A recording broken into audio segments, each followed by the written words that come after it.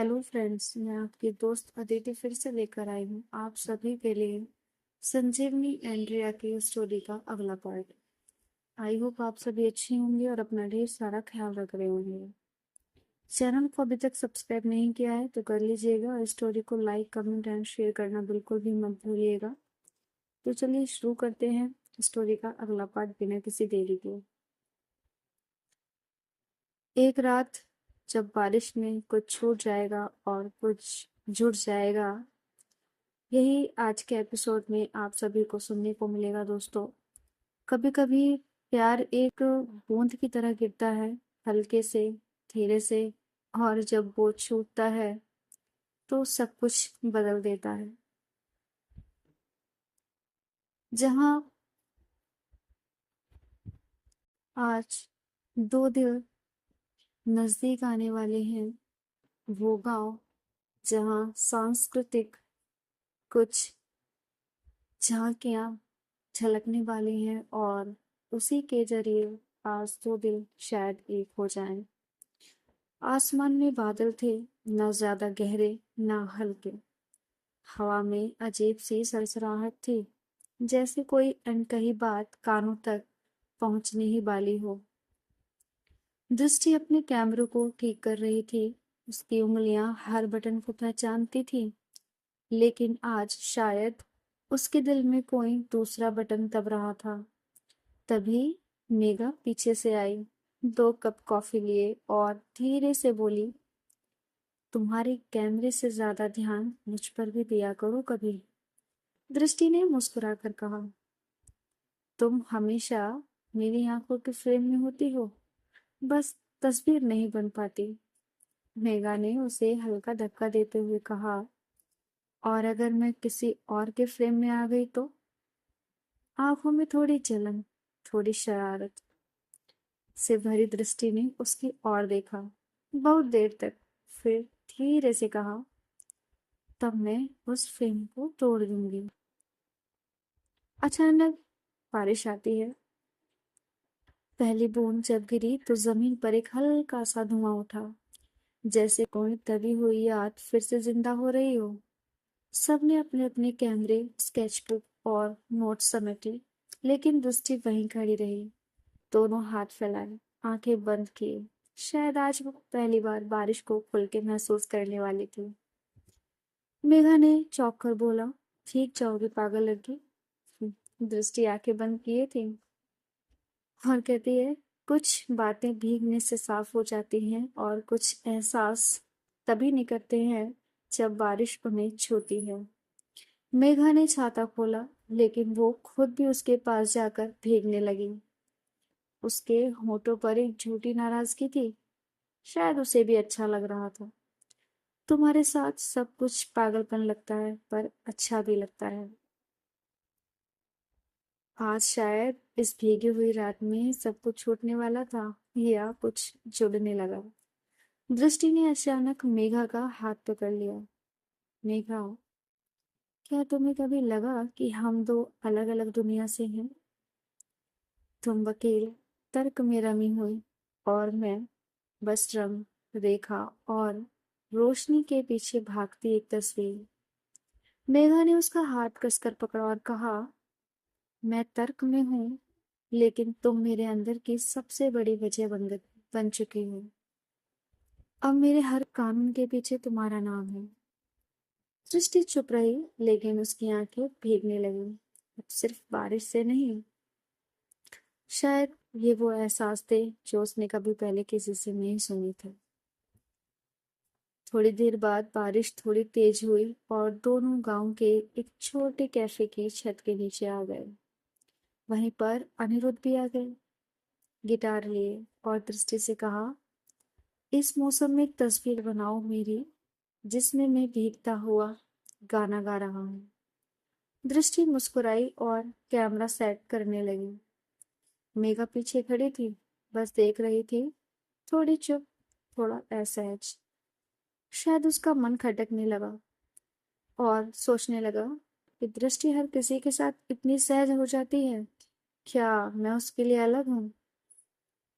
दृष्टि ने अनिरुद्ध को तस्वीर खींची, फिर हंसते हुए बोली, परफेक्ट फ्रेम। मेघा ने छोटी हंसी के साथ कहा, लगता है किसी की तस्वीरों में अब मैं जगह नहीं बना रही। दृष्टि ने उसकी आंखों में देखा, की बार गहराई से, और कहा, क्या तुम चल रही हो?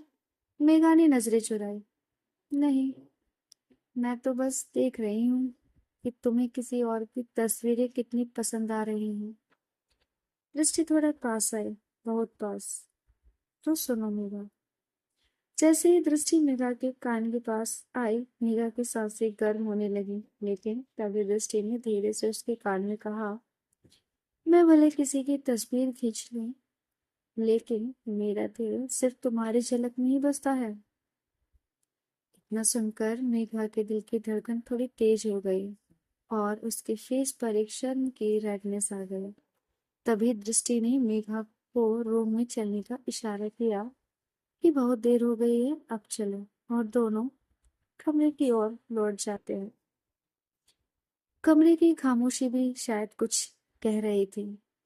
कमरे में लौटने के बाद दोनों चुपचाप तौलिया बदलते हुए, बाल सुखाते हुए एक दूसरे की नजरों से बच रही थी। शायद उन्हें कुछ एहसास हो रहा था, या ये कहें कि दिल की धड़कनें बेचैन थी। दृष्टि ने कहा, आज की बारिश ने कुछ तो गड़बड़ कर दी है। मेघा बोली, हाँ, दिल थोड़ा भीग गया शायद। ये कुछ सेकंड की चुप्पी, फिर अचानक दृष्टि ने मेघा की उंगलियां पकड़ी। तुम मुझसे नाराज थी क्योंकि मैं किसी और के साथ थोड़ी देर खुल गई थी। मेघा ने धीरे से कहा, हाँ, क्योंकि मैं चाहती हूँ कि तुम सिर्फ मेरे साथ वैसे रहो। मैंने कभी किसी से इतनी चाहत नहीं रखी, और शायद इसलिए डरती हूँ। दृष्टि ने उसका चेहरा थामा और बहुत हल्के स्वर में बोली, तुम्हारा डर अब मेरा भी है, और तुम्हारा प्यार अब मेरी आदत बन गया है। धीरे धीरे बिना कुछ कहे वो एक दूसरे के करीब आए। दृष्टि ने अपनी भीगी हुई उंगलियां मेघा के गाल पर रखी और उसके माथे पर एक लंबी थमती हुई धीमी सी किस रखी, जैसे कोई वादा दे रही हो। दृष्टि की एक किस ने मेघा को अंदर तक गिला दिया था। उसके पूरे बदन में एक सिहरन सी दौड़ गई। उसने खुद पर कंट्रोल किया और खुद को थोड़ा झटकते हुए खुद से कहा, कम वक्त ये दिल दृष्टि के इतना नजदीक आने पर इतना क्यों धड़कता है, और मुझे एकदम अचानक ऐसा क्यों होने लगता है जैसे मानो मैं उसकी ओर खिंचती जा रही हूँ। शायद अब जो भी जुड़ गया है वो कभी टूटेगा नहीं। उसने ये सब खुद से मन ही मन बोला। और मेघा की डायरी की पंक्तियां थीं जो उसने फिर से लिखी थी। मैंने आज पहली बार उसके डर को भी गले लगाया और पाया कि प्यार सिर्फ हंसी और लम्हों से नहीं, बल्कि उन टूटने से बचाए गए पलों से बनता है। और ये हकीकत है, जब तक प्यार में डर ना हो तो वो प्यार भी क्या। कुछ कहानियां वक्त से परे होती हैं, जैसे वो सदियों से दो दिलों का इंतजार कर रहे हों। दृष्टि और मेघा की कहानी अब सिर्फ उनकी नहीं रही, अब वो एक लोक कथा का हिस्सा बनने जा रही थी। और इस बार उनके रिश्ते की परीक्षा भी होने वाली थी। प्रेम, जलन, दूरी और आखिर में वो तीन शब्द जो अब तक आंखों से कहे जाते थे। जी हाँ, क्योंकि अभी तक एक दूसरे को उन्होंने आई लव यू नहीं बोला था, या ये कहें सिर्फ नजरें ही कह रही थी, लेकिन खुलकर सामने नहीं आए थे। शायद वो लम्हा भी अब आने वाला था। जो कमी थी वो पूरी होने वाली है। गांव की कला संस्कृति हर जगह जहाँ यादों की चौकी बसती थी, एक पुराना लकड़ी का मंच पीले और नारंगी फूलों से सजा हुआ। सामने बैठी गांव की भी महिलाएं अपने सिर पर चुनरी लिए, बच्चे उत्साहित, और बूढ़े दादी नानी जैसे वो कोई भूली हुई कथा दोबारा सुनने आए हैं। दृष्टि एक बेंच पर बैठी मंच की सजावट देख रही थी। मेघा उसके पास खड़ी थी, लेकिन आज उसका अंदाज थोड़ा अलग था। कंधे पर एक छोटा बैग, चेहरे पर संजीदगी और होठों पर अनकही बात। लोक कथा का जो नाट्य रूपांतरण होने वाला था, उसमें दो किरदार थे, धारा और मिथिला। दो स्त्रियां जो अलग अलग दुनिया से थीं, लेकिन एक दूसरे में अपनी आत्मा ढूंढती थीं। गांव वालों ने सुझाव दिया कि दृष्टि और मेघा इन किरदारों को निभाएं। जब कल्पात्र का किस जिंदगी जीती हैं, तो ऐसा ही होता है। प्रैक्टिस के पहले दिन मेघा ने पूछा, दृष्टि, हम ये कर पाएंगे? ये कहानी, ये किरदार बहुत कुछ हमसे मांगते हैं। दृष्टि ने उसकी आंखों में देखा। हम दोनों उस दौर से गुजरे हैं ना, जहां प्यार कह देने से ज्यादा निभाने में तकलीफ होती है। हम इस कहानी को सिर्फ निभाएंगे नहीं, बल्कि जी लेंगे। लोक कथा नाट्य का दिन आ गया था। शाम हो चुकी थी। तैयारियां जोरों पर थीं। बारिश की हल्की हल्की बूंदें पड़ने लगी थीं। मंच पर रिहर्सल हो रही थी। सभी लोग छतरियां लेकर हट गए, लेकिन दृष्टि और मेघा अभी भी बीच में खड़ी थी। धारा का संवाद था, जब सब मुझे छोड़ गए थे, तब सिर्फ तुम थी मिथिला। और मिथिला को कहना था, यानी मेघा, मैं तुम्हें छोड़ती तो नहीं, पर तुमने कभी थामा भी कहा था मुझे। दृष्टि ये सुनकर पल भर को रुकी। उसकी आंखें भर आई। फिर मेघा ने धीरे से उसकी ओर बढ़कर स्क्रिप्ट एक तरफ रख दी और कहा, चलो अब इस कहानी को हमारे शब्दों में कहें। दृष्टि ने धीरे से उसका हाथ पकड़ा।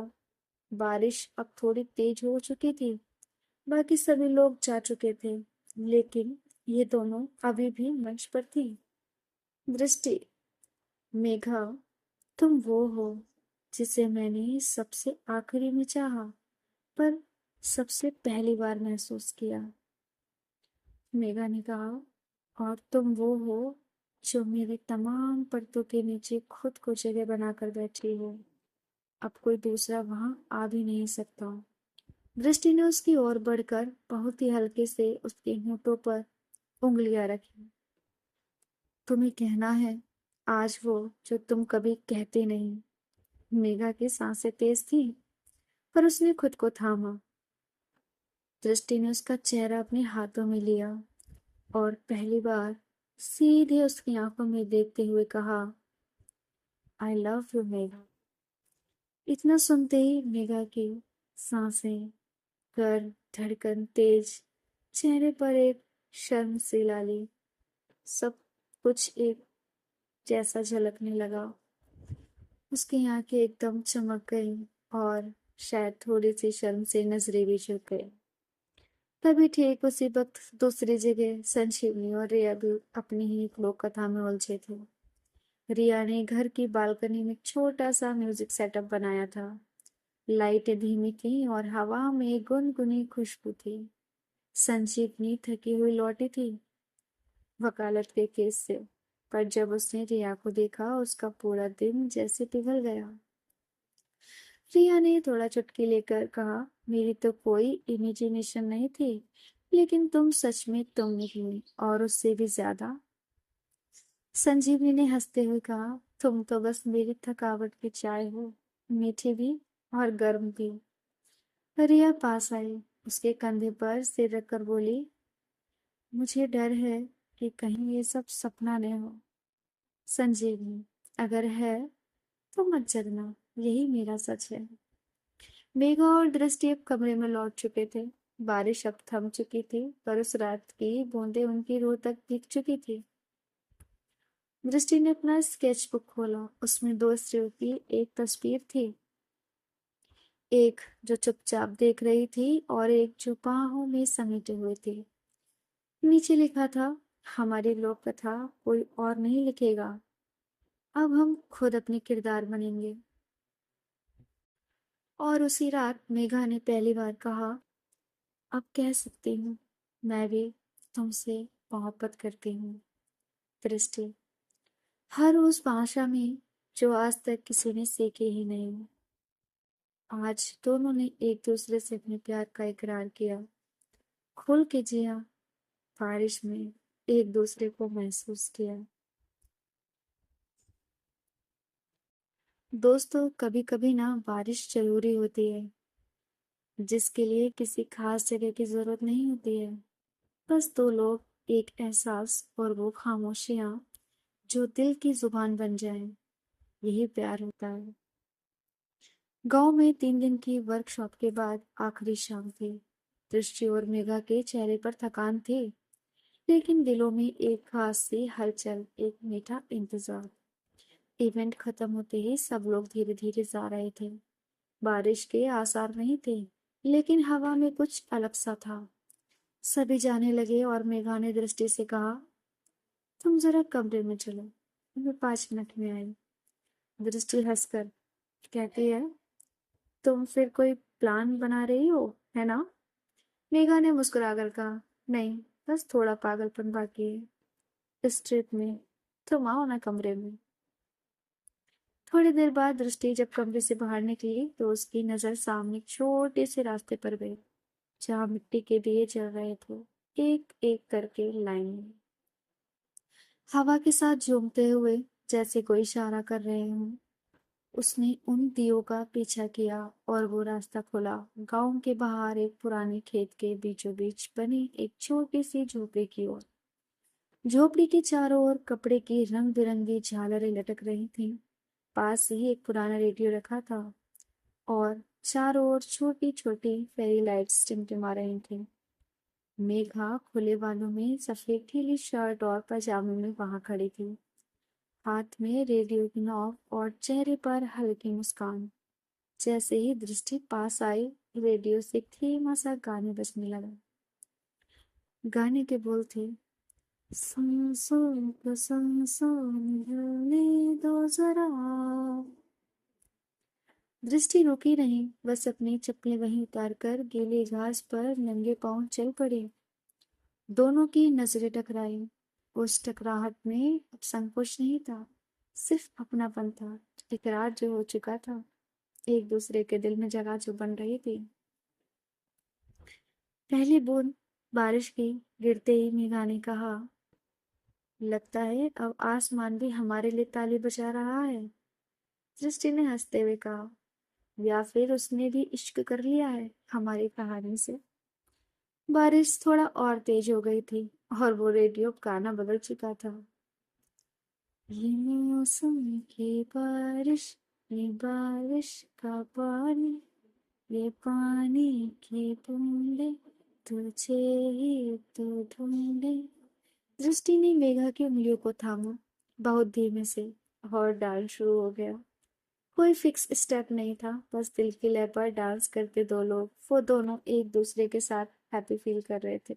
उन्हें किसी और की चिंता ही नहीं थी कि कोई उन्हें देखेगा नहीं देखेगा, वो बस अपने आप में ही मशरूफ थे।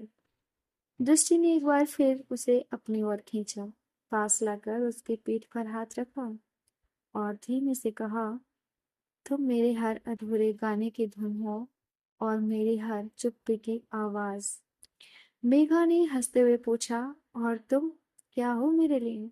दृष्टि ने धीरे से कहा, मैं तो बस वो बारिश हूँ जिसमें तुम्हारा दिल भीग जाए लेकिन तुम ठंडी ना लगो।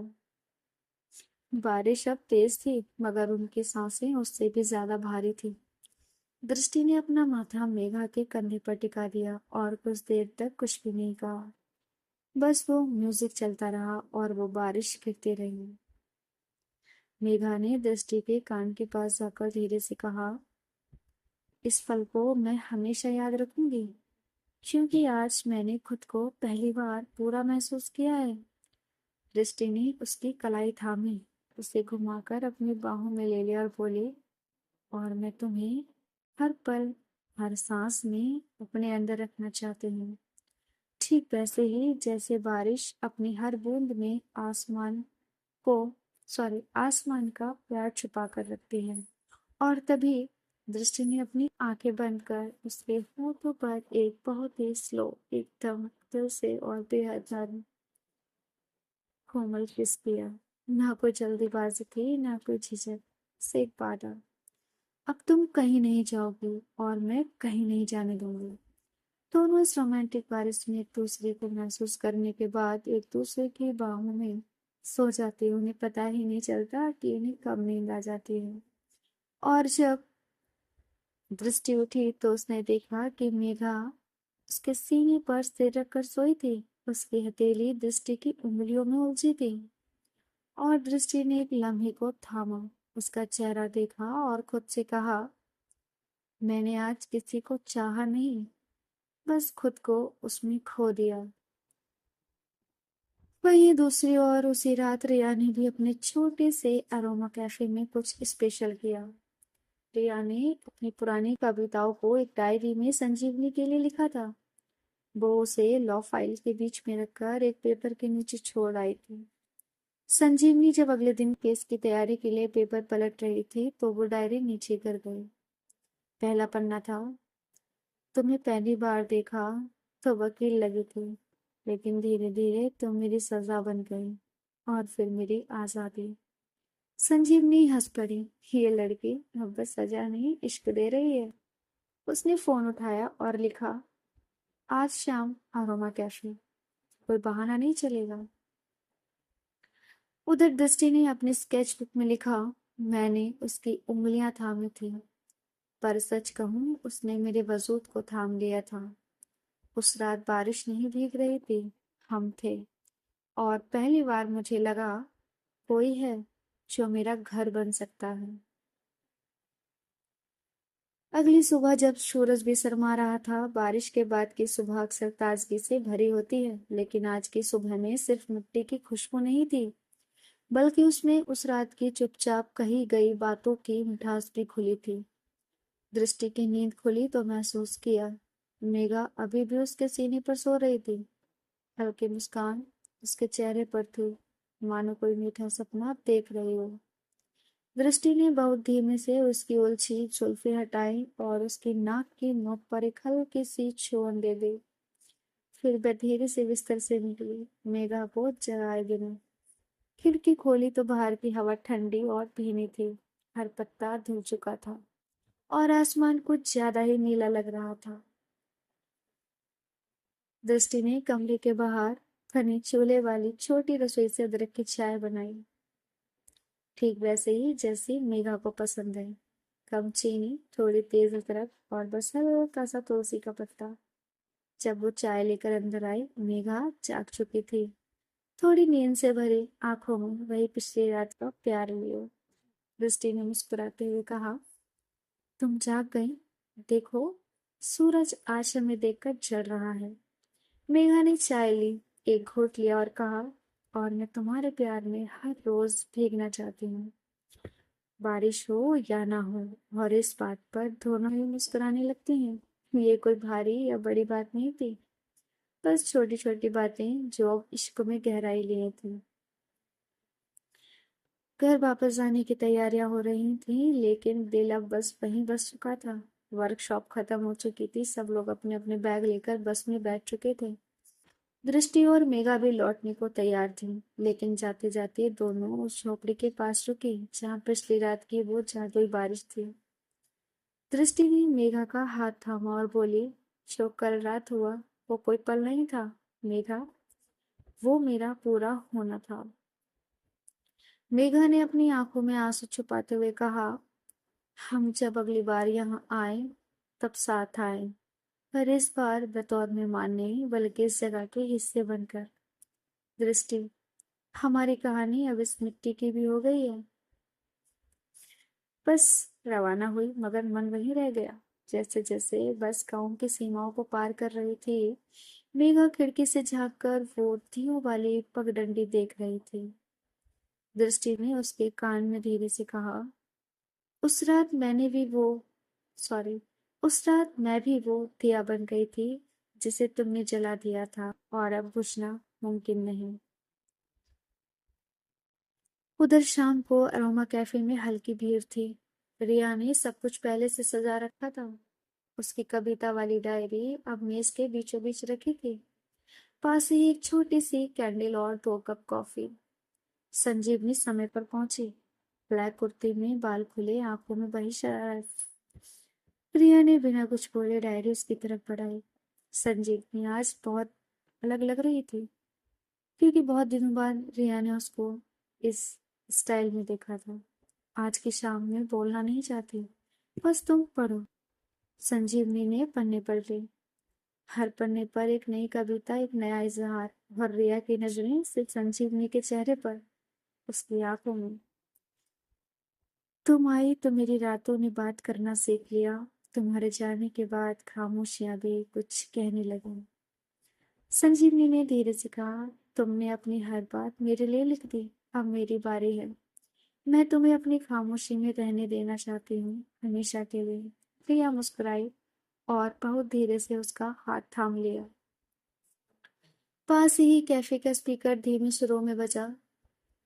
तेरे लिए ये जिया मैं, खुद को जो यूं दे दिया है, तेरी वफा ने मुझको संभाला, सारे गमों को दिल से निकाला, तेरे साथ मेरा है नसीब जुड़ा, तुझे पाके अधूरा न रहा, क्योंकि तुम ही हो, अब तुम ही हो जिंदगी, अब तुम ही हो चैन भी, मेरा दर्द भी, मेरी आशिकी, अब तुम ही हो।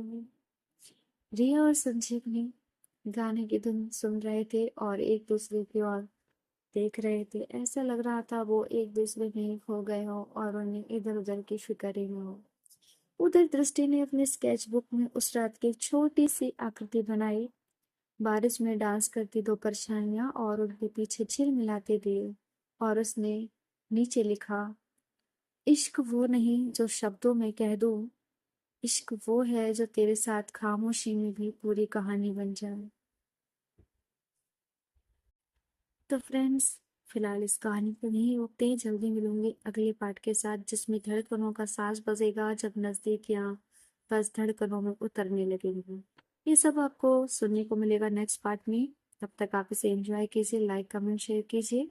चैनल को सब्सक्राइब नहीं किया है तो कर लीजिएगा। अपना ख्याल रखिएगा, अपनों का ख्याल रखिएगा। और स्टोरी अब आपको हर दूसरे दिन सुनने को मिलेगी, डेली नहीं आ पाएगी टाइमिंग के कारण। तो प्लीज़ चैनल पर बने रहिएगा और अपना ख्याल रखिएगा। जल्दी मिलते हैं। Bye bye, take care.